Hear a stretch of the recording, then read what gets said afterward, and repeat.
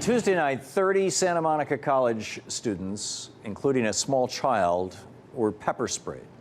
5 students were treated on the scene for injuries inflicted on them by the police, and 2 others had to be taken to the hospital. So what did these young people do to deserve a chemical attack by the cops? Nothing. Absolutely nothing deserving that kind of a response. They merely were exercising their right to peaceably assemble at a Board of Trustees meeting at their college. When they protested against the college's plan to charge more money for classes, they were met with a face full of pepper spray. Just like these students at the University of California, Davis last year were doing nothing except sitting peacefully when they were doused with pepper spray, also by campus police officers. Or these young women who were peacefully marching with the Occupy movement and kettled in by NYPD cops who then hit them with pepper spray as well. They didn't deserve this kind of treatment. So what's going on here? Why are young people around the nation getting assaulted with chemical weapons for simply doing what patriotic Americans are supposed to do? Organize peacefully and speak truth to power.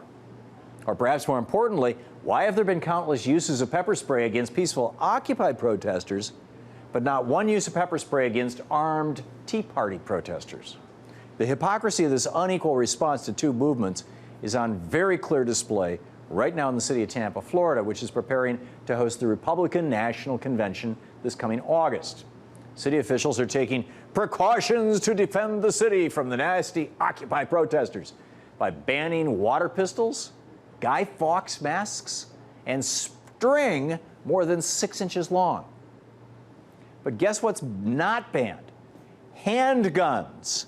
So, if you're an Occupy protester wearing a Guy Fawkes mask, you're going to get pepper sprayed and go to jail and get strip searched. But if you're a Tea Partier strapping a Colt 45 to your thigh, you are A-OK. There's a dangerous assault going on right now in America against our First Amendment rights.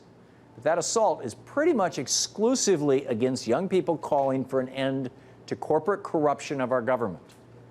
On the other hand, largely older white Americans who have no problem with corporate power and are preaching the destruction of large parts of our government and are routinely arming themselves at demonstrations, their free speech rights are being defended by the police.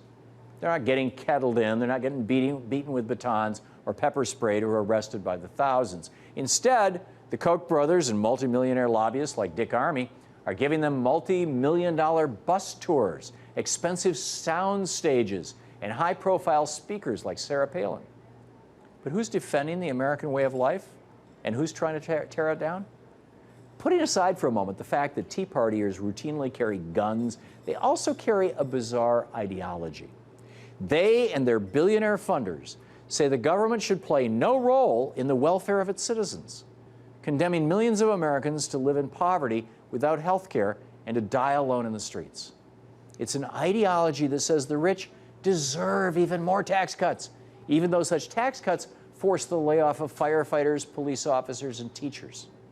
It's an ideology that says corporate polluters like the Koch brothers should have free rein to dump toxic chemicals into our air and water, and the CDC and the EPA shouldn't even exist, much less be able to find out why cases of autism and asthma among young Americans are skyrocketing.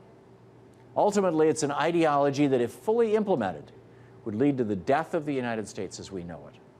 Whereas the Occupy movement simply wants to bring back what's already been tried in America and what's worked for almost a century: regulations on Wall Street, fair taxes on the rich and corporations, a strong social safety net, and an end to the corporate and billionaire corruption of our government. The occupiers want a middle class in America again. So which movement should really be getting the pepper spray treatment from the police? The Occupy or the Tea Party? Actually, neither should. Free speech is free speech. But the fact that occupiers around the country are facing this sort of constant brutality really says something about the state of America right now and who or what is in power. It's always more dangerous to protest against things that the rich and powerful want. And right now, the rich and powerful in America want the ideology pushed by the Tea Party and its millionaire and billionaire donors. They want more corporate power. They want a platform of lower taxes on the super rich, no regulations of industry. They want to destroy Social Security, Medicare, and Pell Grants that let middle-aged kids go to college. And whether Tea Partiers realize it or not, They're rallying on behalf of the rich and powerful, and that's why they're protected. That's why they're not getting pepper sprayed. The Occupy movement is the best thing we have going on in this country right now. Like the participants of the original Boston Tea Party back in 1773, they're protesting corporate power and government corruption that comes from it. These young people are our best hope for saving the American middle class. Get out there and occupy something.